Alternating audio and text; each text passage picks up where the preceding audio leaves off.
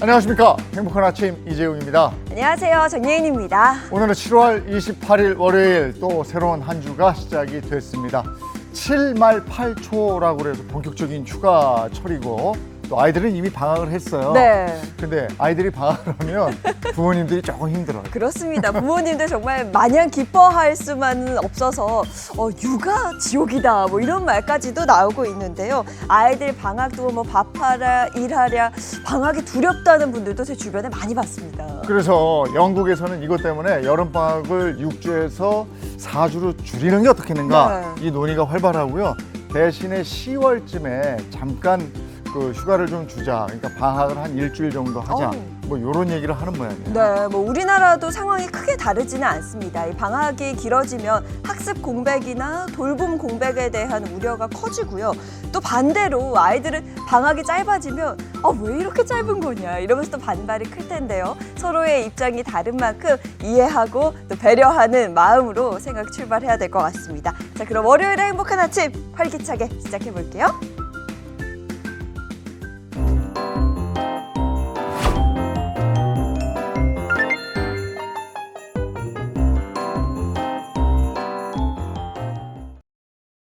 새로운 한 주가 시작된 월요일, 어떤 소식이 들어와 있을까요? 손석호 평론가와 함께합니다. 모닝픽입니다. 어서 오세요. 안녕하세요. 안녕하세요. 네, 모닝픽 오늘 어떤 소식부터 갈까요? 네, 첫 번째 모닝픽은 운명의 일주일입니다. 네, 이번 주 국내 증시가 쉽지 않은 한 주가 될 것 같다는 전망이 이어지고 있는데요. 네. 자세히 좀 전해주시죠. 예, 이번 주에는 증시의 방향성을 좌우하게 될 빅 이벤트들이 줄줄이 예정돼 있습니다.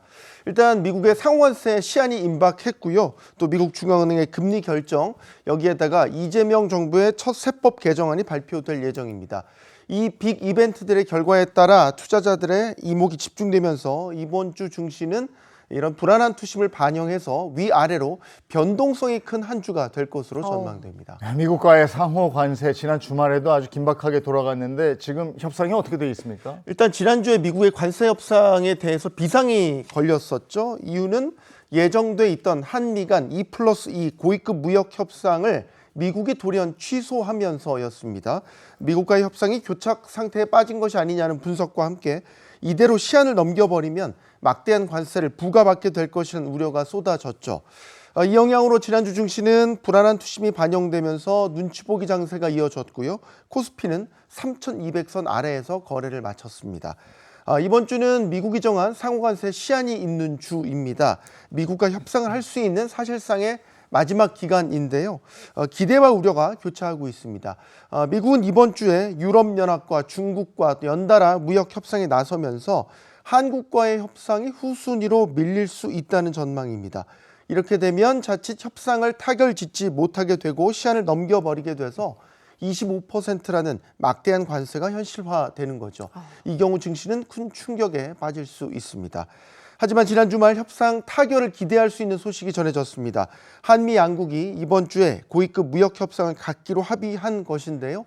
아울러 미국 측이 한국과의 조선업 협력에 매우 큰 관심을 보이고 있어서 이 조선업 협력 카드가 협상 타결에 매우 유용한 카드가 될 것이란 기대가 나오고 있습니다. 원만하게 협상 타결이 이루어질 경우에는 증시가 여기에 크게 환호할 가능성이 높습니다. 네, 그리고 또 한 가지 증시가 민감하게 바라보는 이 미국 기준금리 결정도 이번 주에 예정이 되어 있다고요? 네, 그렇습니다. 미국의 중앙은행이죠. 연방준비제도가 오늘 30일 회의를 열고 기준금리를 결정하게 되는데요. 투자자들은 연준이 물가 전망을 어떻게 하고 있는지, 이에 따라서 하반기에 금리를 내릴 가능성이 있는지 여부 등을 주시할 것으로 보입니다. 이튿날인 31일에는 일본은행이 통화정책회의를 열고요. 8월 1일에는 관세 시한 종료와 함께 미국의 최신 물가지표, 고용지표가 줄줄이 발표될 예정입니다. 거기다 국내 증시에 영향을 미칠 수 있는 또 다른 변수가 있죠. 세법 개정안. 이건 어떻게 되어 있습니까? 맞습니다. 이재명 정부의 첫 세법 개정안이 이번 주 발표될 것으로 보이는데요. 증시가 여기에 민감하게 반응할 수 있는 것은 법인세 인상, 또 대주주 양도세 요건 강화 등이 포함될 수 있기 때문입니다. 특히 대주주 양도세 요건의 경우에는 양도세를 부과하는 기준을 50억 원에서 10억 원으로 다시 낮추는 안이 검토되고 있는 것으로 알려졌는데요. 소득 있는 곳에 세금이 있다는 과세정의라는 측면과 함께 또 주주들이 연말에 매물을 던지면서 주식시장에는 악재가 될 것이라는 찬반이 팽팽하게 맞서고 있습니다. 이번 주는 그야말로 긴장감의 한 주가 될 것 같다 이런 생각이 드는군요. 다음 픽은요? 네, 두 번째 모닝픽은 수박의 반전입니다. 네, 더운 날 시원한 수박 한 입 하면 더위가 싹 물러가고 너무 좋은데 지금 수박의 반전, 네. 어떤 반전이 있다는 거죠? 반전은 반전인데 좋은 의미의 반전은 아닙니다. 어. 수박이 자칫하면 식중독의 주범이 될 수 있습니다. 수분이 90% 이상인 수박은 여름철에 이 고온다습한 환경에서 세균이 급격히 증식하기 쉬운 과일이죠. 특히 잘못 보관할 경우에는 냉장고 안에서도 식중독균이 자랄 수 있어 각별한 주의가 필요합니다. 우리가 흔히 수박은 이제 크니까 네. 반 딱 잘라서 그쵸. 먹고 그 반은 위에다 랩 딱 씌워서 냉장고에 보관하잖아요. 이게 안 좋다는 건가요? 네, 딱 그게 안 좋다라는 오. 겁니다. 그러니까 반으로 자른 수박을 랩에 싸서 냉장고에 일주일 동안 보관한 경우에는 이 랩 내부에서 생긴 습기나 결로 때문에 세균수가 3,000배 이상 증가할 수 있다는 실험 결과도 나왔습니다. 특히 리스테리아균처럼 4도 이하의 냉장 온도에서 살아남아서 번식할 수 있는 균은 더 주의가 필요합니다. 네, 아니 저희 동네 마트 가면요, 그냥 반 뚝 잘라서 랩으로 해서 그냥 파는 경우도 있거든요. 실제로 피해 사례도 있다고요? 네, 그렇습니다. 얼마 전 중국에서는 냉장 보관한 수박을 먹은 30대 여성이요, 리스테리아균에 감염돼서 중환자실에 입원하는 경우가 발생했습니다. 이 고열과 두통, 또 구토 증상을 겪은 끝에 뇌 감염 진단까지 받았지만 다행히 상태가 호전돼서 현재는 일반 병실로 옮겨졌다고 합니다. 그러면 수박은 어떻게 보관해야 안전합니까? 정답은 밀폐용기 보관입니다. 아, 수박을 한 입 크기로 잘라서 밀폐용기에 보관하게 되면 랩에 싸서 보관하는 것보다 세균 증식이 100분의 1 수준으로 줄어든다는 실험 결과도 있습니다. 또 부득이하게 수박을 잘라서 보관해야 할 경우에는요, 껍질을 반드시 과일 전용솔로 문질러 세척한 뒤에 손질을 해야 되고요. 자른 수박은 당일 섭취하는 것이 가장 좋고 남긴 경우에는 절단면을 1cm 이상 도려내고 먹는 것이 안전합니다. 그리고 만약 상온에서 2시간 이상 방치된 수박이라면 과감히 버리는 것이 식중독을 막는 가장 확실한 예방법이라는 점 기억해 두시기 바랍니다. 이 무더운 여름에 수박 시원하고 안전하게 드시기 위해선 오늘 이 방법 네. 잘 기억하셔야 되겠습니다. 다음 픽은요? 네, 세 번째 모닝픽은 가짜 구급차 주의보입니다. 응급 상황에 사용되는 게 구급차인데 가짜 구급차 주의보? 이게 어떻게 된 일일까요? 보통 이제 구급차는 응급 환자를 이송할 때에는 우선 통행이나 또 속도 위반에서 예외되고 또 사고 시에 형을 감면받는 등 여러 특례가 적용되는데요. 그런데 최근 이를 악용한 가짜 구급차가 사회적 문제로 떠오르고 있습니다. 즉 환자가 없거나 응급 상황이 아님에도 불구하고 구급차 외형과 특례 조항을 이용해서 도로에서 신호 위반이나 우선 통행 같은 특혜를 누리는 사례가 늘고 있는 겁니다. 하지만 문제는 그동안 이를 명확히 구분할 기준이 없었다라는 점인데요. 이에 정부가 가짜 구급차를 걸러낼 수 있는 새 가이드라인을 내놨습니다. 새 가이드라인, 거기에는 어떤 내용이 포함되어 있습니까? 네, 보건복지부는 일단 긴급성 판단 기준을 1에서 5단계로 구분 지었습니다. 가장 낮은 5단계는요, 비응급입니다. 예를 들어서 감기나 장염, 열상이나 척추질환처럼 응급 상황이 아닌 경우에는 긴급 구급차 운행으로 인정되지 않습니다. 반면에 혈액이나 장기 운반은 긴급성 인정 대상이고요. 검체나 또 장비 운반은 일반적으로 제외는 되지만 감염병 검사처럼 신속한 이송이 필요한 경우는 또 예외적으로 허용됩니다. 그러면 구급차 안에 환자가 없더라도 뭐 혈액이나 의료진만 태운 경우도 네. 긴급한 상황으로 본다는 거죠? 네, 응급 의료 종사자 이송의 경우에도요, 재난 대응 상황에서만 제한적으로 긴급 운행으로 인정이 됩니다. 또 환자를 태우지 않은 구급차의 경우에는 사후 운행 기록 대장이나 출동 기록 등을 통해서 적법성 여부를 판단할 예정입니다. 일단은 구급차가 보이면 저기 저 환자도 안 타고 있는데 갈 거야 라고 안 비켜주시면 안 되고 일단은 네. 비켜줘야 되고 그다음에 운행하는 분들은 정말 양심껏 하셔야 네. 되는 거고 만약에 위반했을 시에는 크게 한번 벌을 줘야죠. 네, 예. 맞습니다. 자, 다음 마지막 모닝픽이네요. 네, 네 번째 모닝픽은 국산 수산물 최대 반값입니다. 반가운 소식인데요. 국산 수산물을 반값에 살 수 있다. 어떤 행사인지 궁금한데요. 네, 바로 대한민국 수산대전 여름휴가 특별전입니다. 여름휴가철을 맞아서 해양수산부가 전국 소비자들을 위한 특별 지원에 나섰는데요. 오는 28일부터 다음 달 21일까지 약 3주 동안 마트와 전통시장, 온라인몰에서 국산 수산물을 구매할 경우 구매 금액의 최대 50%까지 할인받을 수 있습니다. 고등어나 오징어와 같은 대중 어종 6종과 김, 전복, 또 장어, 강어 같은 여름철 인기가 높은 수산물들까지 할인 대상에 모두 포함됐습니다. 야, 우리 품질 좋은 국산 수산물을 더 저렴하게 먹을 수 있는 기회군요. 네, 그렇습니다. 특히 다음 달 1일부터 5일까지는요. 전국 101개 전통시장에서 오늘의 상품권 환급 행사도 함께 진행됩니다. 구매한 수산물의 영수증과 신분증을 지참해서요. 시장 내 환급 부스를 찾으면 최대 2만 원까지 상품권으로 돌려받을 수 있습니다. 이번 행사는 정부가 수산물 소비 진작과 물가 안정을 위해 마련했는데요. 행사 장소와 세부 내용은 대한민국 수산대전 공식 누리집을 통해 확인하실 수 있습니다. 야, 이거는 파는 분도 좋고 우리 소비자들도 좋고 네. 일거양득이네요. 네. 예, 이 기회 10분 이용하시기 바랍니다. 손석구 평론가와 함께했습니다. 고맙습니다. 고맙습니다. 고맙습니다. 네, 정말 거대한 찜통 안에 들어있는 것처럼 숨이 턱턱 막히는 더위가 이어지고 있습니다. 오늘은 날씨 어떨까요? 문단영 기상캐스터 나와주세요. 네, 요새 더워도 너무 덥습니다. 어제 서울은 38도까지 올라서 올여름 들어 가장 더웠는데요. 주 중반까지는 힘겨운 폭염이 이어질 것으로 보입니다. 지도 보시면 전국은 짙은 색으로 물들어 있습니다. 전국 대부분 지역이 폭염 경보 발효 중인데요. 오후에 야외 작업하신다면 물과 휴식 꼭 챙기셔야 합니다. 오늘 한낮 기온도 떨어질 기미가 보이지 않습니다. 서울과 청주, 전주가 37도까지 오르겠고 강릉과 대구도 36도까지 오르겠습니다. 극한 더위에 곳곳에는 소나기가 지납니다. 오후부터 저녁 사이에 경기 남서부와 충청, 전북에는 5에서 30mm 정도의 소나기가 요란하게 지나겠습니다. 이번 주 중반까지는 맑은 하늘에 무덥습니다. 아침 기온은 25도를 웃돌면서 열대야가 이어지겠고요.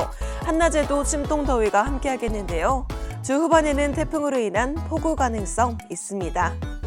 당분간 서해상과 남해상, 동해상에는 바다 안개가 짙겠습니다. 해상 안전사고에 각별히 주의하셔야겠습니다. 지금까지 날씨 전해드렸습니다.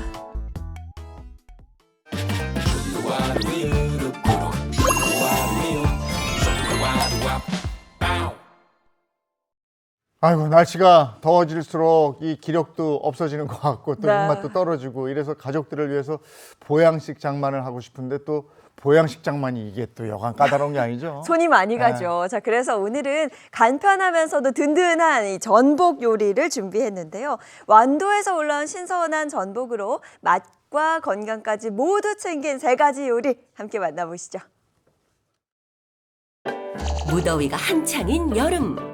가족 건강 챙기기가 더욱 중요해지는 시기인데요. 그래서 여름철 가족 보양식을 만들기에 나선 오늘의 주인공. 집밥을 즐겨 먹는다는 주부 9단 장미연 씨입니다. 신중하고 세심하게 장복에 열중하고 있는데요. 과연 미연 씨가 선택할 오늘의 보양식 재료는 무엇일까요? 여름에는 체력도 잃기 쉽고 입맛도 잃기 쉽잖아요. 가족 보양식으로 전복 요리 만들려고요. 저희 가족은 전복을 특히 좋아하거든요. 바로 보양식의 대표 완도 전복이었네요. 예전에는 많이 비쌌죠. 그런데 요즘은 양식 전복이 많이 나와서 많이 저렴해졌더라고요. 완도 청정해역에서 자연산 다시마와 미역을 먹여 키운 완도 전복은 항생제도 넣지 않아 맛과 품질이 뛰어나기로 잘 알려져 있죠. 역시 주부 구단답게 온 가족 보양식 전복을 사러 마트에 오신 거였군요. 아니요, 저는 전복은 주문해서 직배송으로 바로 받아요. 요즘에는 손질 전복이 잘 나와서 껍데기랑 내장이 다 분리가 되어 있어서 요리에 정말 간편하게 쓰이거든요. 손질된 전복은 직배송으로 받고 마트에서 오늘 요리에 필요한 다른 재료들을 담아 집으로 향하는 미연 씨. 때마침 집으로 무언가 배달이 된 것 같은데 그게 뭐죠? 이게 바로 완도산 순질 전복이에요. 깔끔하게 손질된 전복살과 내장이 분리 포장되어 배송되니 조리가 더 간편하겠는데요? 이 전복 하나로 가족 모두 입맛 살리는 여름 보양식 한상 지금 보여드릴게요. 첫 번째 레시피는 아이를 위한 부드러운 전복 두부전입니다. 물기를 뺀 두부를 면포에 깔고 두부를 으깨주세요. 두부의 물기를 최대한 빼주셔야 전을 부쳤을 때 질퍽거리지 않기 때문에 물기는 최대한 빼주시는 게 좋겠습니다. 수분을 모두 뺀 두부를 볼에 담고 반죽을 하겠습니다. 밀가루나 부침가루를 2큰술 정도 넣어서 반죽을 해주시면 되겠습니다. 밑간을 할 소금하고 후추를 좀 넣어주시고요. 잘게 다진 실쪽파, 참기름 넣어주시면 되겠습니다.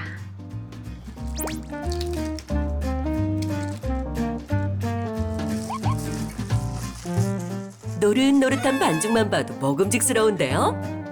드디어 오늘의 주인공 전복이 등장했습니다. 전복에 살짝 벌집 모양을 내주시면 잘 익으니까요. 벌집 모양을 내주시고요. 칼집 낸 전복을 얇게 슬라이스 쳐주시면 됩니다. 약불로 달군 팬에 기름을 두르고 아이가 먹을 거니까 너무 크지 않게 한 입 크기로 동그랗게 납작하게 눌러주면 되겠습니다. 저희 아이가 잘 먹는 거에 비해서 되게 이렇게 마르고 키가 작고 이래서 어린 시절부터 전복을 먹였더니 확실히 성장에 도움이 되는 게 눈에 보이더라고요. 전복이 성장 호르몬 분비를 도와주는 아르기닌 성분이 들어있다길래 저는 아이가 어릴 때부터 자주 먹이는 편이에요.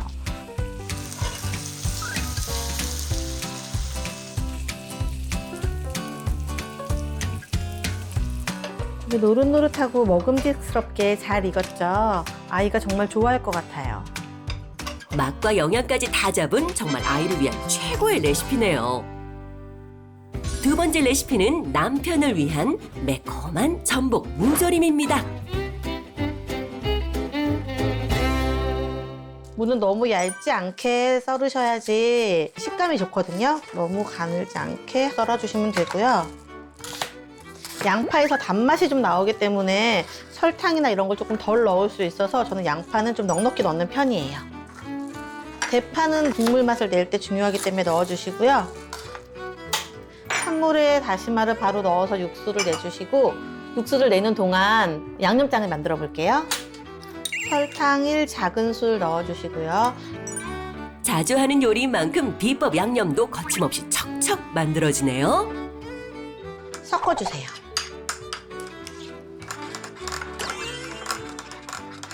물이 끓기 시작하면 다시마는 꼭 빼주세요. 다시마는 끓인 물에 오래 두면 떫은 맛이 나기 때문에 빼주시는 게 좋아요. 물을 먼저 넣어주시고요. 양념장은 끓이면서 간 보면서 넣으시면 될 것 같아요. 저희 남편이 술을 참 좋아하는데요. 전복이 간에 좋은 타우린 성분이 있는 거 모두 아시죠? 간 해독 작용을 위해서도 많이 먹고 있는데요. 밥 반찬으로도 아주 좋은 요리가 될 수 있을 거예요. 마지막으로 파 올리시고 뚜껑 덮어서 불을 약하게 줄여주시고요. 무가 푹 익을 때까지 졸여주시면 됩니다.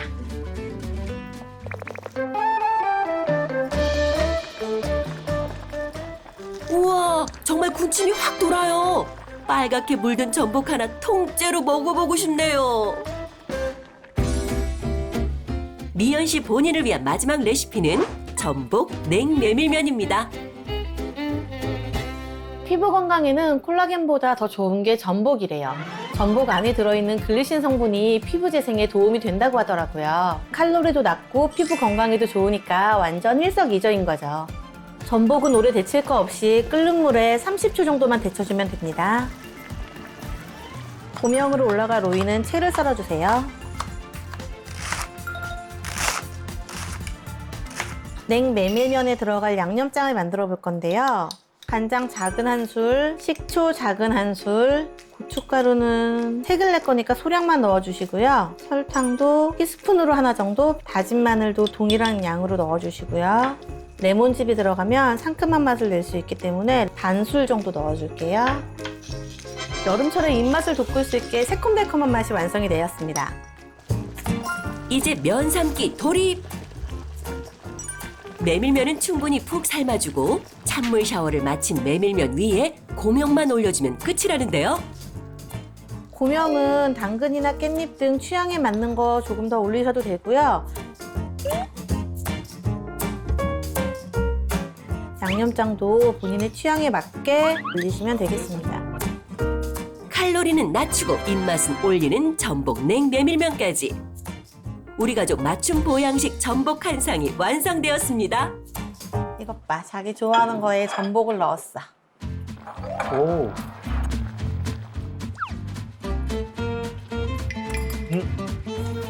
쫀득쫀득한데? 되게 맛있어. 이거 시우가 좋아하는 전복을 넣어서 엄마가 새롭게 만든 요리야. 맨날 전복죽만 먹다가 다르게 먹으니까 더 맛있어? 맛있어. 맛있어? 응. 아, 맨날 이거 해줘. 맨날 해줘? 응. 많이 먹어. 응.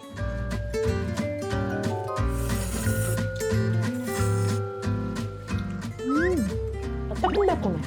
그래? 어떤 거 같아? 시우가 잘 먹으니까 기분 좋다. 근데 이거 언제 다 준비했어? 우리 나간 지가 얼마 안 됐었는데. 이거 손질 전복으로 사서 한 거라서 평소 하던 거에 반도 안 걸렸어. 괜찮네. 잘 먹었네. 그리고 전복은 늘 닦는 게 일인데 다 닦아서 오고 내장 다 분리돼서 오고 이러니까 진짜 훨씬 편하더라고. 시간도 단축되고 나도 편하고. 자주 해야 되겠어. 자주 주문해야겠네? 정성껏 키우고 간편하게 받아볼 수 있는 완도 손질 전복이면 무더운 여름철 기력을 채워줄 한상으로 거뜬하네요. 오늘 저녁 맛도 영양도 가득한 전복 보양식 한상 차려보는 건 어떨까요?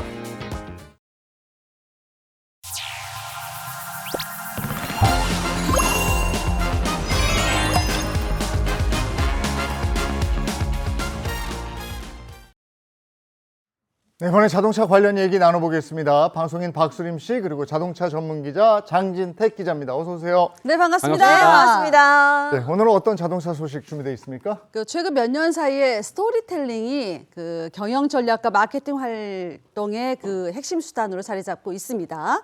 자, 이야기 하나 잘 만들어야지 그 브랜드가 소비자 마음속에 남는 그런 시대인 거죠. 왜 이런 흐름이 생겼을까요? 요즘 그런 말씀들 많이 하시잖아요. 요즘 TV 잘 안 봐 그러잖아요. 그러니까 광고, 기존 광고를 점점 피하게 되고요.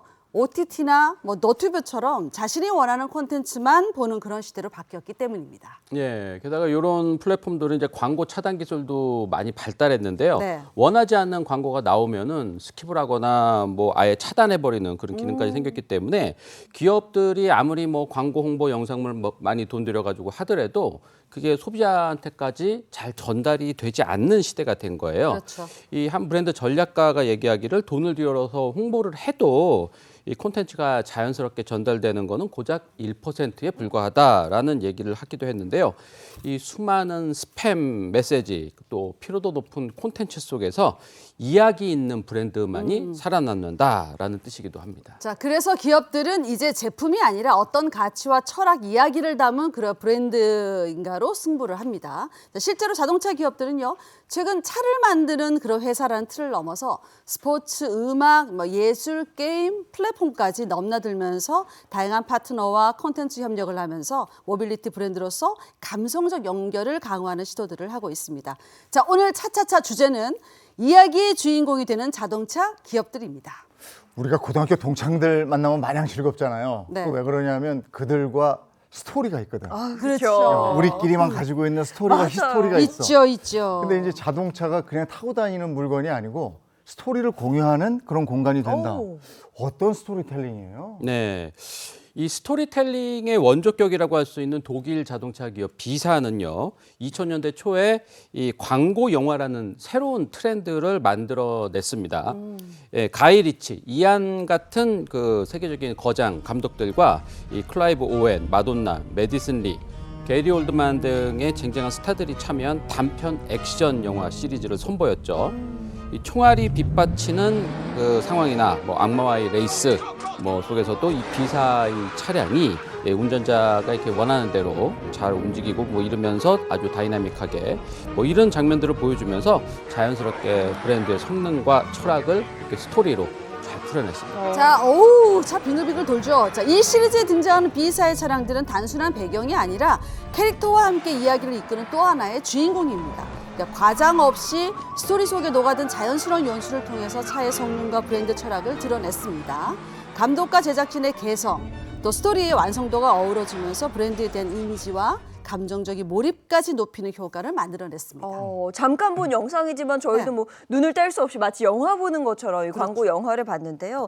이렇게 스토리텔링으로 브랜드 가치를 끌어올린 B사의 사례처럼 이런 전략에 주력하고 있는 또 다른 기업들 어디가 있을까요? 네, 일본의 자동차 기업 T사도 이 스토리텔링에 주목하고 있는 대표적인 사례인데요. 이 T사는 단편 영화 제작 프로젝트를 꾸준히 이어오고 있습니다. 신인 감독들에게 제작 기회를 제공하면서 이 T사의 프리미엄 브랜드만이 갖고 있는 감성과 철학을 자연스럽게 녹여낸 작품들을 선보이고 있는데요.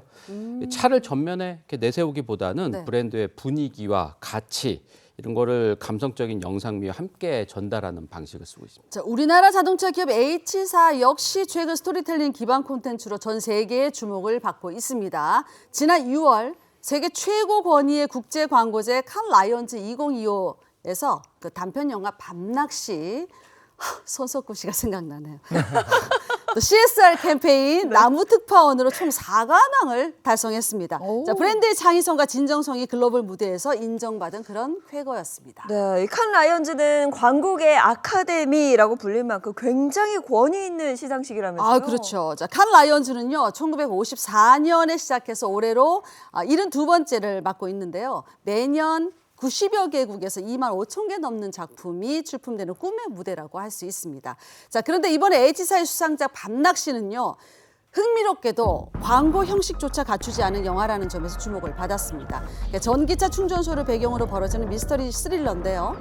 차량은 직접 등장하지 않고 자동차 카메라의 그 시선만으로 공간과 분위기를 연출해서 브랜드 정체성을 드러낸 아주 실험적인 작품이라고 할 수 있습니다. 네. 이 작품의 감독은 2013년 칸 영화제에서 황금 종려상을 수상한 문병곤 감독. 네, 그리고 출연과 공동 제작은 이 배우 손석구 씨가 맡았는데요. 저는 요거 1년 전에 제작 발표할 때 직접 손석구 씨를 단독 인터뷰하고. 진짜? 그랬어요? 네. 저를 불렀어야죠. 내가 약간 쫄더라고요. 손석구 씨가 약간 좀 무섭더라고. 예. 네. 하여튼 이게 한 10분 내외의 짧은 러닝 타임에 영상미와 서스펜스 그리고 반전까지 담아낸 스낵 무비라는 형식의 새로운 도전을 했는데 이 과감한 도전이 칸 라이언즈 엔터테인먼트 부분 그랑프리와 실버를 모두 수상하는 최고 영예로 이어졌습니다. 네, 이렇게 영화 형식으로 감동을 준 밤낚시 외에도 AI와 환경 메시지를 결합한 또 다른 캠페인이 화제를 모으고 있다고 들었어요. 네, 그렇습니다. 같은 시기에 함께 출품된 그 나무 특파원은요, AI를 통해서 나무가 직접 언론에 기고하는 형식의 그런 캠페인입니다. 13개국의 숲 데이터를 분석하고 AI가 인간의 언어를 바꿔서 기후변화의 중요성을 전하는 독창적인 접근인데요. 디지털 크래프트 부문의 금 사자상 2개, 은 사자상 1개, 총 3관왕을 기록하면서 세계적인 찬사를 받았습니다. 네, 이 캠페인이 진짜 의미가 있는 거는 이 기술과 진정성 그리고 스토리텔링이 적절하게 결합됐다는 점인데 이 단순히 광고를 넘어서 AI가 자연을 대변하고요. 사람은 감동하고 브랜드는 책임 있는 이미지를 함께 만들어가는 방식인데요. 네. 나무 특파원은 실제로 클리오 어워즈 그리고 스파이크스 아시아 같은 세계 주요 광고제에서 상반기에만 13번 수상하는 기록을 세웠고요. 무엇보다 브랜드가 환경 기술 감성까지 아우르는 방식으로 소비자와 연결될 수 있다는 걸 보여준 사례로 평가받고 있습니다. 이 자동차 기업 H사는요, 이 프로젝트를 통해서 광고는 좀 덜고 진짜 이야기를 시작하라 이런 주제로 칸 광고제 공식 세미나에도 초청이 됐고요. 숲을 조성하는 10년 프로젝트의 진정성을 바탕으로 글로벌 CSR 활동도 지속하고 있습니다. 자, 이제는 자동차가 기술과 성능을 넘어서서 이제 인간과 스토리를 공유하는 그런 시대가 됐군요. 자동차 얘기는 여기까지 하고요. 이번 우리 주변에서 일어나는 사건, 사고를 법의 관점으로 풀어보겠습니다. 그 법이 알고 싶다.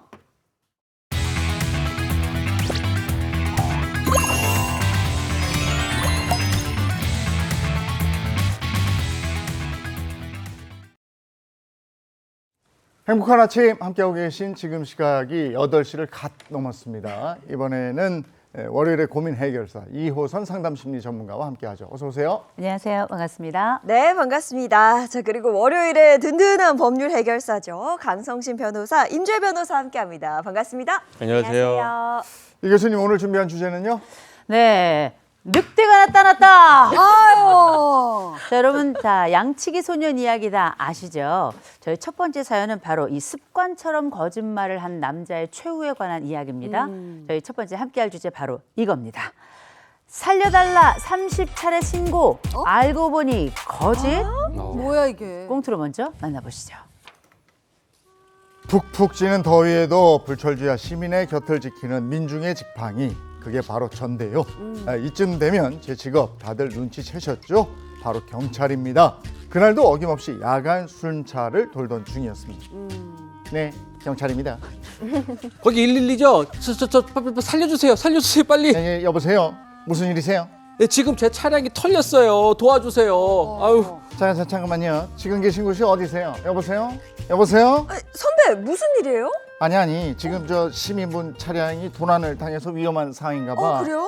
관내에 순찰 차량 인력 빨리 출동시켜야 되겠어. 출동! 그 사이 시민들에게선 30통이 넘는 전화가 왔습니다. 한시라도 빨리 구해내야 되겠다는 생각에 애가 탈 수밖에 없었습니다.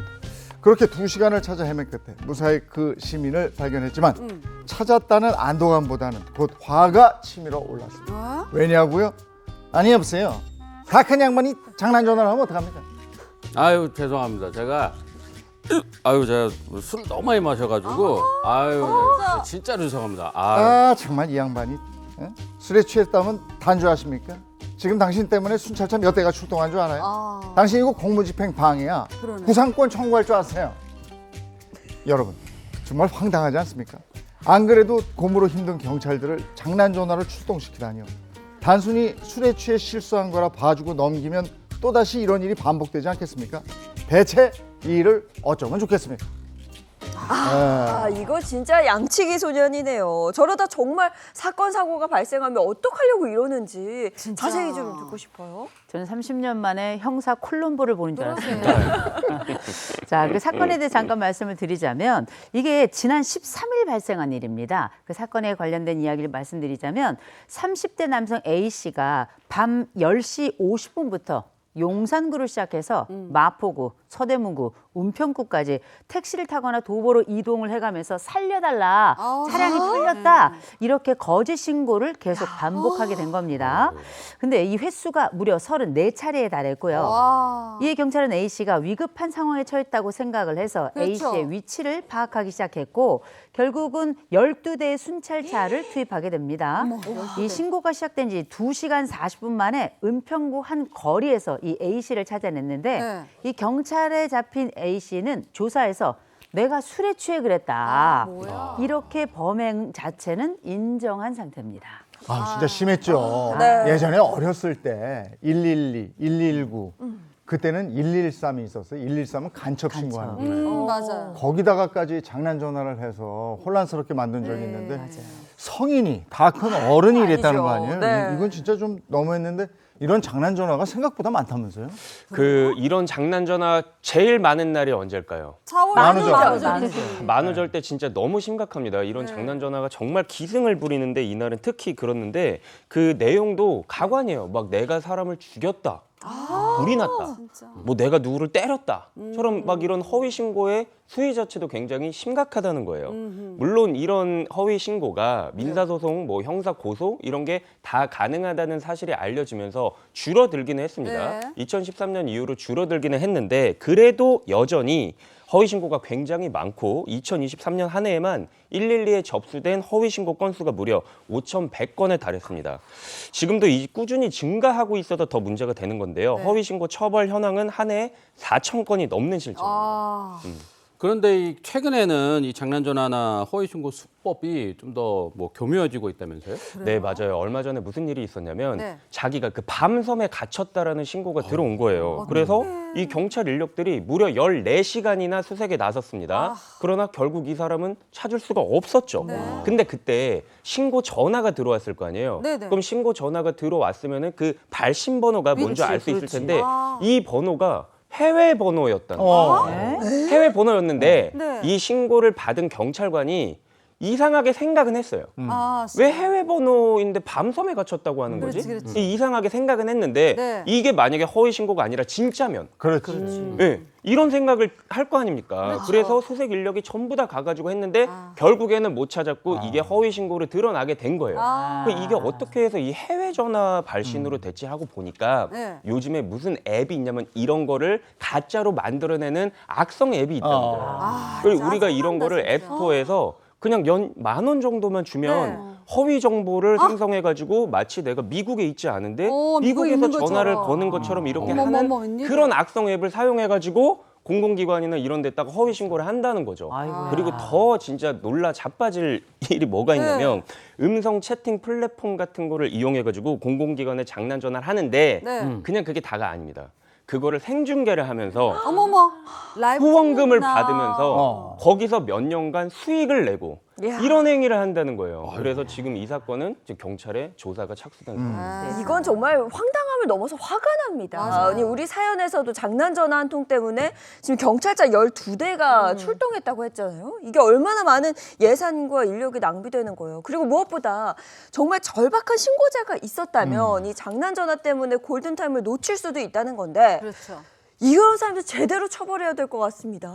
처벌 가능합니다. 공무집행 방해가 적용이 될 수 있어요. 네. 우리가 일단 공무집행 방해라고 하면 뭐 술 먹고 경찰서에서 난동을 부린다거나 집기를 부순다거나 이런 생각을 하실 텐데 위계에 의한 공무집행 방해가 있습니다. 그러니까 위계라는 것이 말 그대로 거짓말을 한다거나 속여서 공무집행을 방해하는 경우에 성립을 할 수 있습니다. 그러니까 장난 전화를 걸어서 정확하게 지적해 주신 것처럼 필요 없는 상황이 인력들이 대거 투입이 되고 그렇죠. 마치 정말 필요한 것에는 가지 못하는 일이 발생할 수 있어서 네. 굉장히 엄하게 처벌을 하고 있는데요. 위계에 의한 공무집행 방해가 성립이 되면은요, 5년 이하의 징역, 1,000만 원 이하의 벌금에 처해질 수도 있습니다. 그러니까 단순히 장난 전화였다고 해도 그리고 이 반복되는 정도가 많지 않았다고 해도 처벌이 가능해요. 이때는 뭐 60만 원의 이하의 벌금이나 구류 과태료 보다 약한 처벌도 가능하지만 장난 전화 이렇게 경찰서에 반복하면 실형이 선고되는 사례도 있습니다. 실제로 어떤 일들이 또 있었냐면요. 네. 2021년도에 서울 관악구에서 나 지금 여자친구를 죽이러 가고 있다. 이런 장난 신고 전화가 접수가 된 겁니다. 당연히 경찰 쪽에서는 여러 차례 연락을 취하면서 네. 상황을 파악하려고 했는데 더 이상 할 말이 없다 이러고 끊어버린 거예요. 어머머. 그리고 이전에 이 사건이 있기 이전에 실제로 여자친구가 이 남성을 신고를 했던 어떤 폭행으로 신고를 했던 사례도 있으니 경찰 입장에서는 정신없이 수색에 나섰습니다.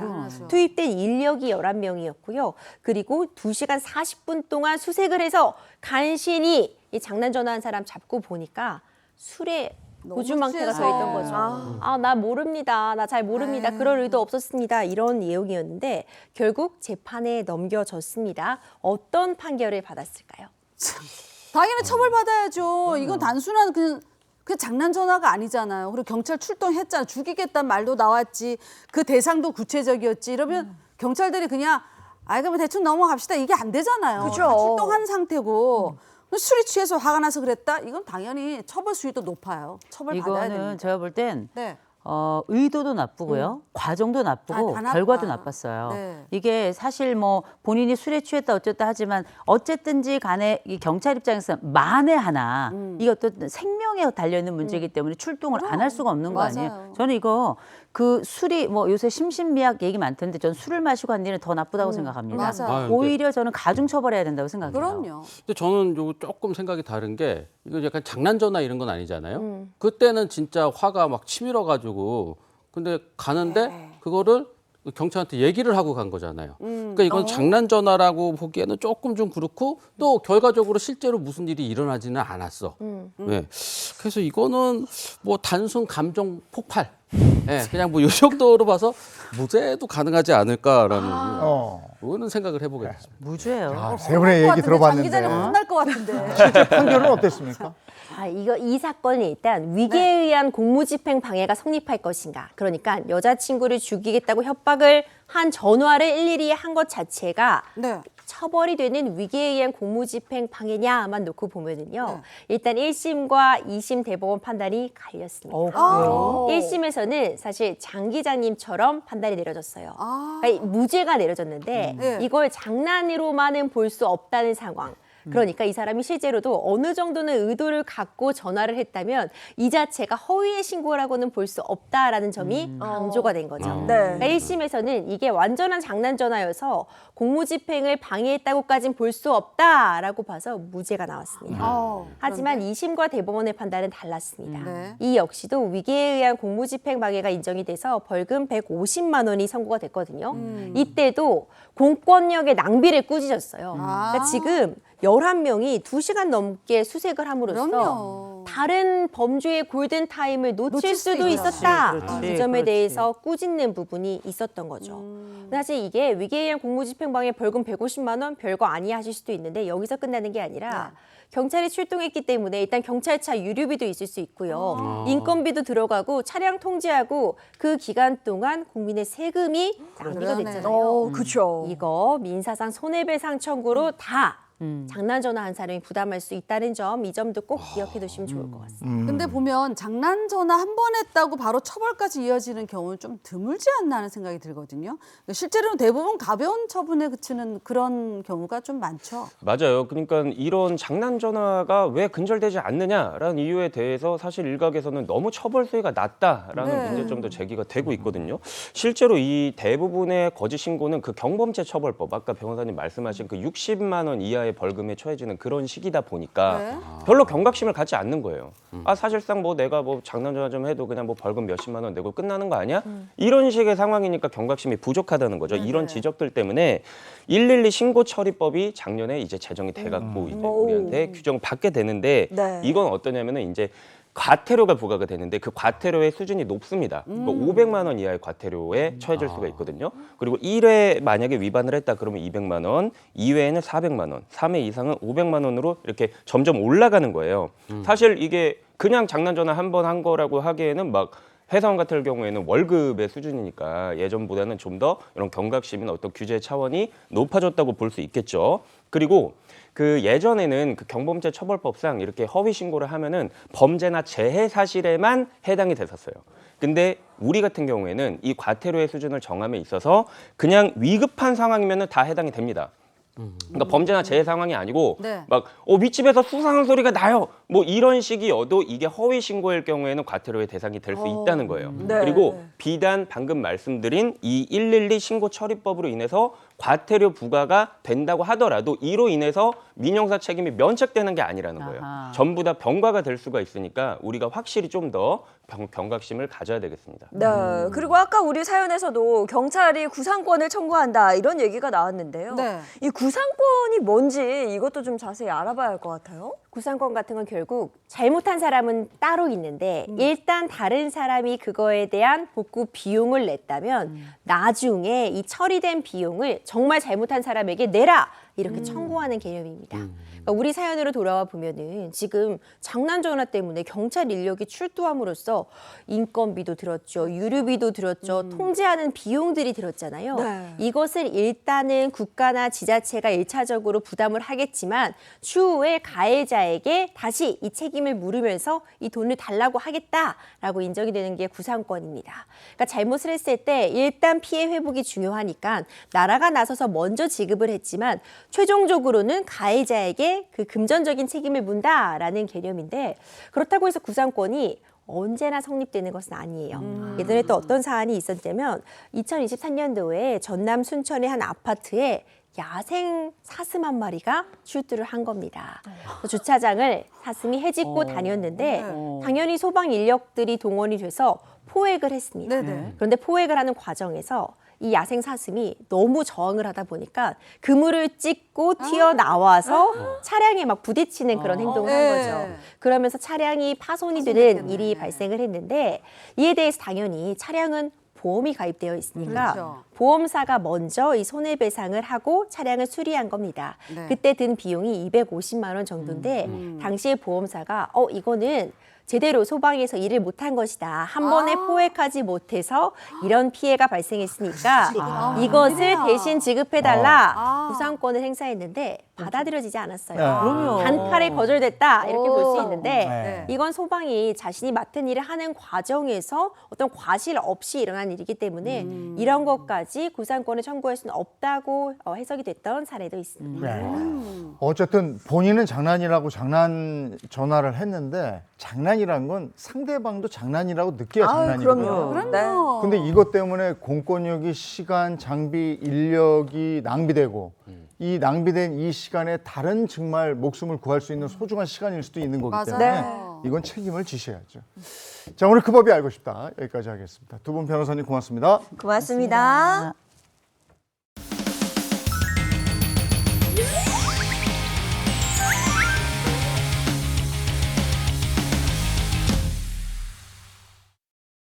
마음의 가면을 벗고 진짜 마음을 마주하는 시간입니다. 2호선의 복면 상담소. 오늘 주인공은요? 네, 이런 말이 있죠. 진짜 고통은 모르는 사람에게서 오는 게 아니라 잘 아는 사람에게서 온다.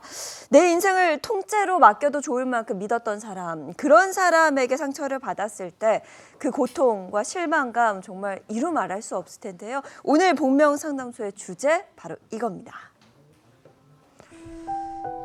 배반의 장미입니다. 어떤 사연인지 먼저 인터뷰로 만나보시죠.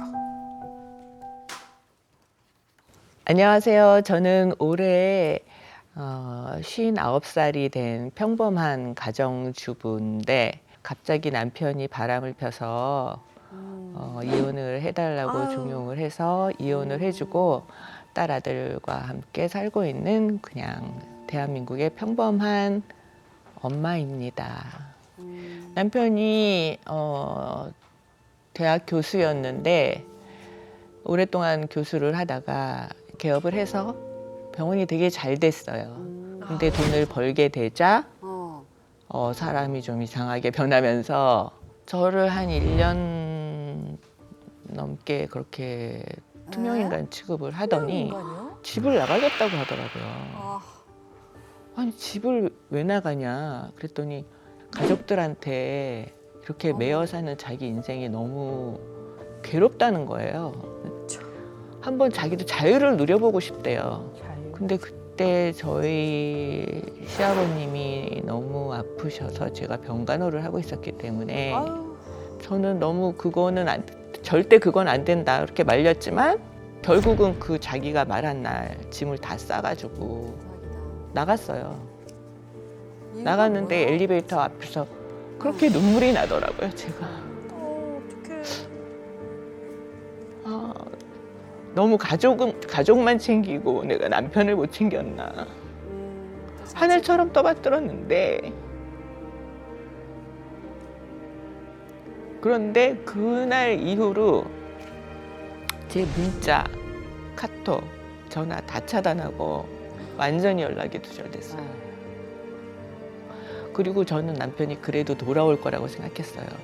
그 정도로 제가 미련하고 눈치가 없었던 것 같아요. 그래서 그런 자아 그런 것도 많이 했었어요. 그런 자책. 그래가지고 집을 나간 지 6개월 만에 아는 사람을 통해서 알아냈어요. 여자가 있다는 거. 알고 보니까 여자가 20살도 넘게 어린 거예요, 남편보다. 근데 지금 8년이 지나고 나니까 이제 남편이 없이 사는 삶에 적응은 했는데 되게 외롭죠. 인생은 정말 딱 한 번 사는 거잖아요. 가장 소중했던 청춘의 30년이 날아간 느낌? 거기서 오는 허전함. 그런 게 문득문득 굉장히 이렇게 쓸쓸하고 허전하게 다가오거든요. 담담하게 또 중간중간에 감정이 북받쳐서 이렇게 얘기하는 모습을 봤는데 그때 느꼈을 그 충격과 배신감은 뭐 이루 말할 수가 없었을 거예요. 어떻게 들으셨습니까? 제가 눈물이 나네. 네, 온 마음을 다해서 남편과 가족을 위해서 희생을 했잖아요. 근데 투명인간 취급을 했다? 너무 황당하죠. 그 이유가 뭐냐? 알고 봤더니 20살 넘은 여자랑 바람이 났다? 이건 진짜 이 막장 드라마예요, 이건.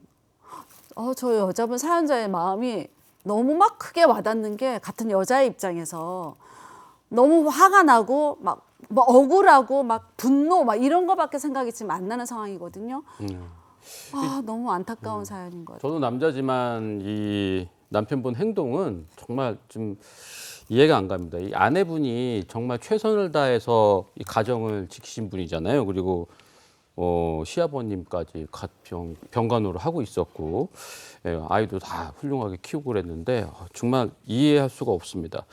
이 아내분 입장에서는 아무 문제가 없다. 우리 가정은 정말 행복하다라고 계속 생각을 해왔을 거예요. 근데 이제 갑자기 남편이 자유를 누리고 싶다. 뜬금없이. 그리고 나중에 알고 보니까 이게 불륜이었다. 화가 막 나고 슬퍼지고 막 그래요. 그렇죠. 뭐 화가 나고 정말 마음이 아픕니다. 가장 믿고 의지했던 사람에게 배신을 당했다는 거 그 자체로도 정말 상상할 수조차 없을 만큼 너무나도 큰 상처인데요. 그래서 저는 그 남녀 사이에 친구 없다 이 말을 평소에도 좀 하거든요. 근데 배우자와 이런 관계에 있어서 배우자의 이성 친구 이거 좀 어떻게 생각하시는지도 궁금해요. 이성 친구는 있을 수 있어요. 여럿이 만나서 이렇게 뭐 동호회도 함께 하고 막 이렇게 많이들 하잖아요. 여럿 만나는 그런 친구들이 있어요. 근데 1대1로 뭔가 친구와 같이 뭐 어디 간다든지 뭔가 함께 한다는 거 이건 좀 의심해 봐야 돼요. 그렇죠. 어딘가 멀리 가는 거. 그러니까 남녀 친구는 있을 수 있어요. 편한 여자보다 더 편한 남자 친구들도 있거든요. 근데 그 1대1로 둘이서만 뭐 이렇게 만나거나 둘이서 뭔가를 해야겠다. 이거는 이성 친구를 넘어서는 거죠. 근데 뭐 일 때문에 만나는 뭐 남녀 뭐 이럴 수는 있는데 일 때문에 딱 만나기만 해야지 거기서 갑자기 술자리로 연결이 된다거나 아니면 또 뭐 좀 뭐 멀리 뭐 이렇게 간다거나 이런 거는 이거는 친구가 아니고 그 그쵸. 이상 뭐 일로 만난 사람들도 아니고 좀 위험할 수 있죠. 그러면서 뭐 연락이 안 된다거나 혹은 같이 있을 때 휴대전화를 자꾸 뒤집어 놓는다거나 이러면 좀 의심을 해볼 만할 것 같은데요. 근데 저는 이 사연을 보면서 정말 마음이 아팠던 부분이 이 사연자분이 울먹거리면서 이렇게 이야기를 했어요. 남편의 외도마저도 내 탓인 것 같다. 내가 너무 가족만 챙기고 남편을 못 챙겼나? 이렇게 후회하고 자책하는 모습. 교수님, 실제로 이렇게 외도를 당한 이런 아내들 중에서 모든 건 내 책임이다. 이렇게 책임을 돌리는 경우도 혹시 있을까요? 아니, 저는 일단 좀 말씀드리고 싶은 게 인생이 참 이상할 때가 있습니다. 이게 뭐냐면 이 방귀 낀 놈이 성내고 당한 자는 억울함을 가지고 살아야 되고 남은 자는 늘 피해자고요. 거기다 배신자는 늘 당당하고 제가 이런 사연을 정말 많이 만나는데 그때마다 느끼는 게 제일 먼저 이런 분들이 재산 분할에 있어서도 자기 걸 제대로 못 찾아가요. 진짜 억울한 경우들이 많이 있는데 제일 먼저 기억할 건 지금 이 모든 상황에 아내가 죄책을 가지고 있는데 생각보다 내가 잘못한 게 없는데도 심지어 내가 피해자임에도 불구하고 내가 내 마음속에 뭔가 잘못해서 이 남자가 떠났나? 내가 혹시 뭔가를 잘못해서 저 사람이 저렇게 나간 건가? 이렇게 생각하시는 분들이 계신데 그게 아니고요. 이거는 나간 놈이 나쁜 놈이에요. 그럼요. 이거는 나간 자가 아주 형편없는 사람인 겁니다. 적어도 우리가 지금 이 상황을 보세요. 엄청난 시간 동안을 배우자를 위해서 헌신했고 가족이 헌신했고 시아버지 병간호까지 하고 있잖아요. 그럼에도 불구하고 자유를 빙자해서 나가서 20살도 넘게 차이 나는 여인하고 어쩐다고요? 나쁘다. 이게 이 여인, 곧 지금 우리 사연을 주신 사연자가 죄책을 가질 이유는 조금도 없는 겁니다. 이 이혼 전문 변호사들이 공통적으로 얘기하는 가장 많은 그 이혼 이유 그 1위가 역시 외도랍니다. 근데 오늘 우리 사연에서도 보면 자유를 찾고 싶다 이래가지고 집을 나갔는데 결국은 보니까 핑계였고 이게 그래. 외도였어요. 맞아. 이 남편 심리를 이거 어떻게 해석해야 됩니까? 자유 같은 소리 하고 있네요. 그러니까.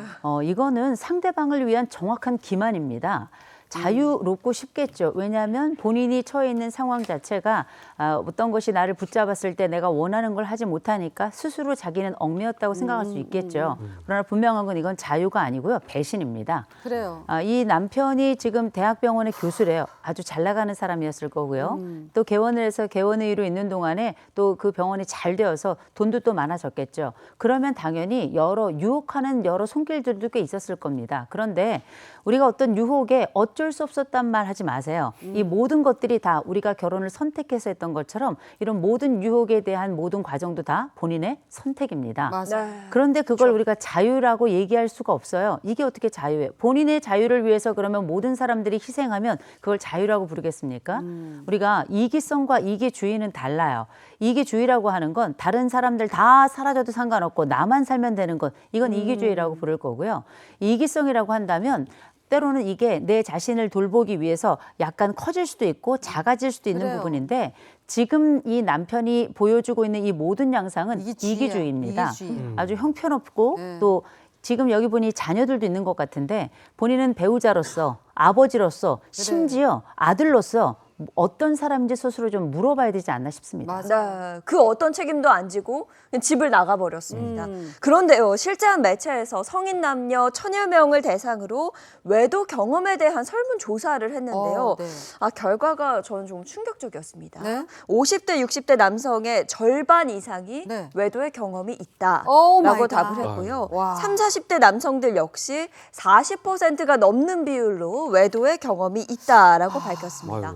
반면 여성의 경우는 좀 달랐는데요. 전체 응답자 중 여성은 단 9.3%만이 외도 경험이 있다 이렇게 답을 했다고 합니다. 성별에 따라서 외도 경험률에 있어 차이가 이렇게 크다는 점, 이것도 좀 생각해볼 부분인 것 같습니다. 예, 물론 모든 분들이 다 그렇다는 건 아니지만 정말 사랑하는 아내, 가족을 두고 외도하는 분들은 진짜 반성하셔야 돼요. 이건 뭐 사랑에 대한 그런 것도 아니고 그 사랑에 대한 예의도 아니야. 사랑이라는 말도 쓰지도 마세요. 그리고 이건 가족에 대한 완전 배신이에요. 이게 바람을 피우는 분들이라 말하고 싶지 않아요. 바람 피우는 사람들 이렇게 보면 뭐 삶이 너무 무료해서 그랬어. 너무 심심해서 뭐 쓸데없는 소리 하고 있어. 진짜 저는 그거 다 핑계라고 생각하거든요. 이건 정말 너무 나쁜 거예요. 최소한의 그 진짜 인생을 살아가면서 그 책임을 져야 되잖아요. 예의라는 게 있잖아요. 가족에 대한 예의가 있잖아요. 이건 진짜 아니라고 봐요. 근데 제가 남자 입장에서 조금 좀 말씀을 드리자면은 예. 이게 남자가 그래도 결혼해가지고 열심히 가족을 위해서 막 이제 숨차게 막 그래요. 그렇게 살다 보면은 네. 자기가 남자라는 것을 그냥 잊어버릴 때가 있어요. 그냥 일꾼처럼 뭐 이렇게 살고 열심히 살고 있는데 네. 어느 날 갑자기 어떤 이성에게서 뭔가 나를 남자로 이렇게 다시 재발견해주는 안 돼. 이런 일이 말씀 이제 잘하세요. 그래, 네. 똑바로 제가 그렇다는 게 아니고 보면서 말씀하시는 제가 그렇다는 게 절대 아니고 아니죠. 예. 예. 뭐 이런 감정을 모르는 건 아닙니다. 다른 남자들도 다 알아요. 뭐 그럴 수도 있고, 그냥 뭐 요즘에 운동하고 뭐 이러더니 또 뭐 그러나 이럴 수 있어요. 근데 그거에 넘어가는 순간 그냥 나락입니다. 이 말도 안 되는 거예요. 그냥 끝나는 거예요. 아까 장인 아나운서가 이렇게 통계 자료 5, 60대 반 이상, 3, 40대 남성의 40%, 여성의 네. 9.3%. 근데 요즘에 외도는 이게 남녀 이렇게 나눠지지는 맞아요. 않는데. 뭐 이게 다가 아니니까요. 그러니까 이성에 이끌렸는데 이런 식으로 변명을 한다고요. 네. 근데 만약에 이제 외도를 한 남편 또는 아내가 진심으로 나는 반성하고 뉘우친다. 날 다시 받아다오라고 했을 때 그거 어떻게 해야 됩니까? 절대 이거는. 아니, 근데 제가 생각할 땐 지금 우리 사연을 주신 분은 분명히 용서할 겁니다.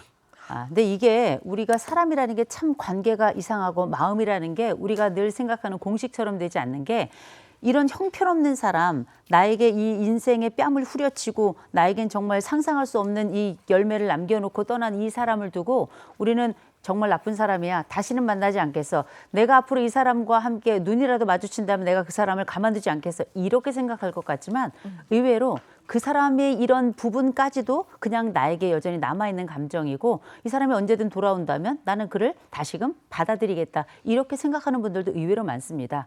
남이 볼 땐 바보 같죠. 남이 볼 땐 맹추 같죠. 근데 이게 평생 이 사람에게 길들여진 사람들이 갖게 되는 감정의 열매예요. 이 어쩔 수 없이 이 스스로 마치 이 사람이 떠난 건 내가 잘못한 것 같고 이 사람이 돌아온다면 나는 꼭 받아들여야 될 것 같고 이런 느낌이 있는 건데요. 제일 먼저 말씀드릴 건 이 남자가 돌아온다 하더라도 이 남자 받아들이지 않는 게 좋을 것 같습니다. 지금 이 남자 이미 다른 여인하고 여러 관계에 들어가 있는 것 같은데 그 과정에 보세요. 지금 이 아내가 용서한다 그랬을 때 이 남편은 굉장히 좋아할 거고요. 그리고 뭐 집에 들어올 수도 있을 겁니다. 그런데 이 남자 다시 또 나가요. 또 다른 유혹이 있으면 2번이고 3번이고 나갈 수 있는 남자입니다. 지금 20년, 30년 넘는 세월 동안을 함께 해온 그 언약을 저버리고 살다 보면 눈이 뒤집히는 순간이 있을 수 있겠죠. 그러나 그 순간이 내가 벌써 회복의 지점이 있고 그 순간이 아니다 싶은 순간이 되죠. 그러면 빠르게 돌아와야 되는데 이 남자는 지금 돌아올 생각이 없고요. 나중에 병들어야 돌아올 겁니다. 그때 받아들이실 건가요? 전 진지하게 생각해 보셔야 된다고 생각을 하고요. 그리고 무엇보다 지금 있는 시점에 이 남자만 기다리고 있는 이 우리 사연자가 조금 전 많이 안타까워요. 지금 뭐 하셔야 되냐면 안쪽에 나를 좀 단단하게 하셔야 됩니다. 제가 굉장히 좋아하는 캐릭터가 있는데 옛날에 늑대와 함께 춤이라는 영화가 있었죠. 그렇죠. 거기에 여자 네. 주인공 이름이 주먹쥐고 일어섭니다. 맞아요. 잊지 마시고요. 내 안쪽의 이야기 단단하게 챙겨가면서 어떻게 주먹쥐고 일어설지 지금부터 개인 상담 꼭 시작하셔서 최소 7회에서 8회 이상은 꼭 받으시기 바랍니다. 네, 관련해서 실제로 한 결혼 정보 업체에서 배우자의 외도에 대해서 조사를 한 결과가 있는데요. 네. 10명 중 8명이 이 배우자의 외도를 용서할 수 없다라고 답한 걸로 나타났습니다. 이게 뭐 당연한 결과인 것 같아요. 저도 마찬가지고. 네. 아까 아내분 얘기 중에서 네. 이렇게 제일 와닿는 게 내 30년 청춘의 세월이 그래. 다 날아간 듯한 느낌이다. 네.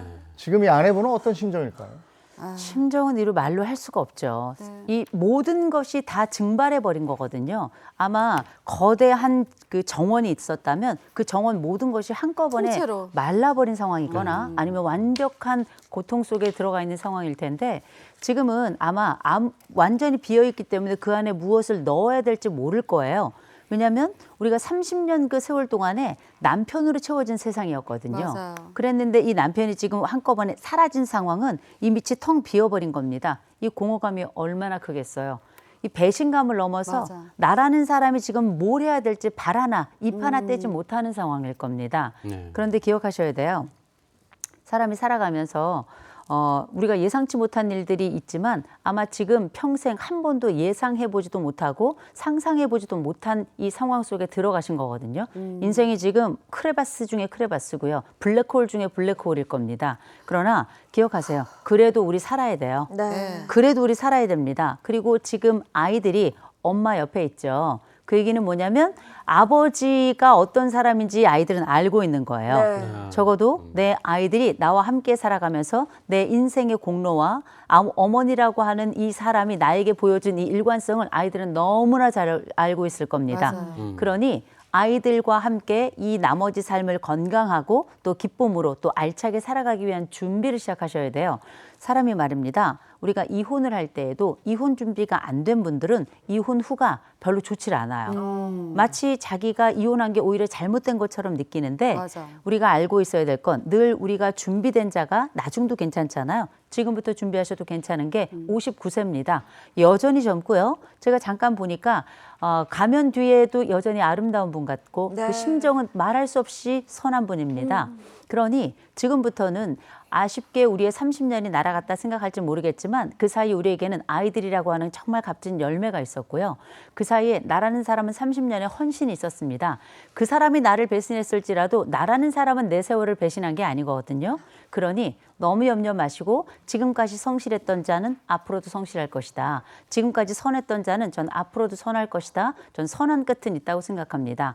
아이들은 여전히 선한 어머니를 보면서 삶의 이 이 세상에 남아있는 좋은 면을 꿈꾸게 될 것이고요. 더 나아가서 이제 이렇게 상처받은 어른은 어떻게 살아갈까를 지속적으로 지켜보게 될 텐데 넘어지시거나 쓰러지거나 흔들리지 마시고요. 꼭 기억하실 것, 지금부터 내 세상을 시작하셔야 됩니다. 지금부터 30년 동안 한 번도 시작해보지 못했던 내 세상을 어떻게 시작할지에 대해서 반드시 단단하게 준비하시기 바랍니다. 네, 사연자는 이제 이혼 8년 차가 됐다고 했는데요. 그런데 최근에도요, 문득문득 떠오르는 걱정과 고민들이 있다고 합니다. 어떤 내용인지 영상부터 보시죠. 시간이 지날수록 그 고민도 변하더라고요. 처음에는 뭐 남편 원망, 그 다음에 상간녀 원망, 뭐 상간녀 가족 원망, 그랬다가 또 상간녀는 안중에 덮고 다시 남편 원망, 또 저 자체 계속 이런 식으로 변하다가 모든 게 다 불안하니까 막 결정을 못하고 결정 장애, 막 공황 장애, 우울증 이런 게 막 와가지고 엄청 고생했어요.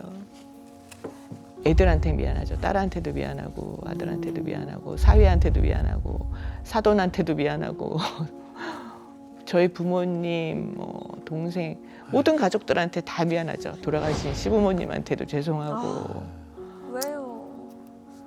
가정이 이렇게 됐다는 거에 대해서 미안하죠. 그리고 제 자신만 계속 반성했죠. 내가 뭘 잘못했을까? 내가 남편한테 여자로 굴지 않았구나. 여자로 보이지 않았구나. 그런 거. 그런 자책감이 자꾸 드는 거예요. 아니 스스로가 막 자책감을 느끼고 있어요. 지금 어떻게 들으셨습니까? 뭘 잘못하셨어요? 사위한테도 미안하고 사돈한테 미안하고 뭐 돌아가신 부모님한테 뭐 시부모님 죄송하고 다 내 탓이다. 나 때문에 내가 잘못해서 그렇게 된 거. 나 때문에 남편이 나간 건가. 자책을 너무 많이 하시는 것 같아요. 그럴 필요 저는 없을 거라 생각하는데 진짜 여기 계시면 제가 안아드리고 싶은 마음밖에 없어요. 그 드라마 뭐 부부의 세계인가요? 거기 드라마에서 사랑이 죄는 아니잖아. 뭐 이런 대사 있잖아요. 근데 이게 누가 연기한 거예요? 예, 그 똑같아요, 저랑. 맞아, 예. 그랬어요. 근데 제가 생각했을 때는 사랑은 죄입니다. 책임감 없는 사랑은 진짜 그럼요. 죄가 네. 맞고요. 이 여러 사람들에게 이렇게 대못을 박아놓고 그게 사랑이 그게 됩니까? 이게 본인만 행복하자고 사랑을 찾아서 떠나고, 예, 이거는 진짜 죄입니다. 아주 중대한 죄인데, 예, 이 원망도 계속 쌓이면 이게 병이 되잖아요. 맞아요. 이 사연자분 빨리 툭툭 털고 빨리 일어나셔서 행복하게 이렇게 지내셨습니다. 아니 그럼 저 마음을 어떻게 회복해야 될까요? 그러게요. 일단 먼저 기억하셔야 될 게 우리 사연자 잘못이 아니에요. 아니에요. 제가 다시 한번 말씀드립니다. 이거 사연자 잘못 아닙니다. 명심하시고요. 두 번째 중요한 게 지금 아이들 다 커서 아이들을 돌볼 이유도 없고요. 제가 볼 때 지금은 시아버지, 시어머니, 이 시가 어르신들을 돌볼 이유도 없습니다. 그리고 친정 아버지, 어머니 너무 미안하고 죄송하고 뭔가 내가 잘못된 딸인 것 같은 느낌 가질 텐데 다시 한번 말씀드려요. 이건 자식들에게도 그리고 시가 쪽에서도 또 친가 쪽 나의 친정에서도 절대 사연자의 잘못이 아니라는 거 먼저 말씀을 드리고 그리고 내 스스로 말을 하세요. 이건 내 잘못이 아니야. 이건 내 잘못이 아니야. 얘기하시고요. 무엇보다 지금까지 남편 돌보듯 지금부터 자신을 돌보세요. 지금까지 한 번도 본인을 제대로 돌봐본 적이 없어서 지금까지 나의 이 돌봄이 없었던 사람은 모든 것이 또 내 책임이라고 또 생각하는 경향이 굉장히 강하거든요. 제가 말씀드립니다. 지금 상황이면 조금 지나고 나서도 우울감이 굉장히 심할 수가 있어요. 잊지 마시고 이 부분은 아무리 적어도 최소한 7회 이상 반드시 상담 꼭 받으셔서 내 세계 다시 구축하는 거. 우리 어떻게 하면 다시 어른으로 태어날 수 있을지에 대해서 꼭 기억하시고 새로운 회복, 새로운 출발, 그리고 새로운 다짐과 새로운 선택, 그리고 새로운 행동 꼭 시작하시기 바랍니다. 아이고 다시 힘내셨으면 좋겠는데. 자 오늘 복면 상담소 여기까지 하겠습니다. 고맙습니다. 고맙습니다. 네, 이어서 날씨 알아보겠습니다. 문단영 기상캐스터 나와주세요. 네, 서울은 9일 이상 연속 열대야가 이어지고 있습니다. 지난밤에도 기온이 떨어지질 않았다는 건데요. 현재 서울의 기온은 30.5도를 보이면서 벌써부터 30도를 넘어서고 있는 데다 습도도 80%를 넘어서면서 체감온도는 더 높습니다. 주 중반까지는 푹푹 찌는 더위와 함께하겠습니다. 지도 보시면 전국이 짙은 색으로 물들어 있는데요. 전국 대부분 지역이 폭염 경보 발효 중입니다. 오후에 야외 작업하신다면 물과 휴식 꼭 기억하셔야겠습니다. 오늘 한낮 기온도 떨어질 기미가 보이질 않는데요. 서울과 청주, 전주가 37도까지 지속했고요. 강릉과 대구가 36도까지 오르겠습니다. 극한 더위에 곳곳에는 소나기가 지납니다.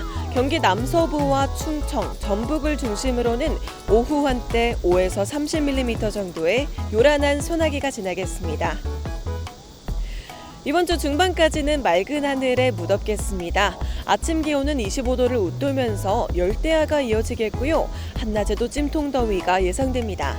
다만 주 후반에는 태풍으로 인한 폭우 가능성 있습니다. 당분간 서해상과 남해상, 동해상에는 바다 안개가 짙게 끼겠습니다. 해상 안전사고에 주의하시길 바랍니다. 지금까지 날씨 전해드렸습니다. 오늘 아침부터 더워요. 더위, 덥습니다. 무더위 각오하셔야 될 것 같아요. 네, 건강 잘 챙기시고요. 뭐 이번 주 후반까지 더위가 이어진다고 하는데 뭐 별 수 있으니까 버텨야죠. 네, 좋은 하루 보내시고요. 저희는 내일 아침 7시 30분에 돌아올게요. 행복한 아침, 행복한 하루 되십시오. 고맙습니다. 고맙습니다. 즐거운 밤의 세상 Play the next channel A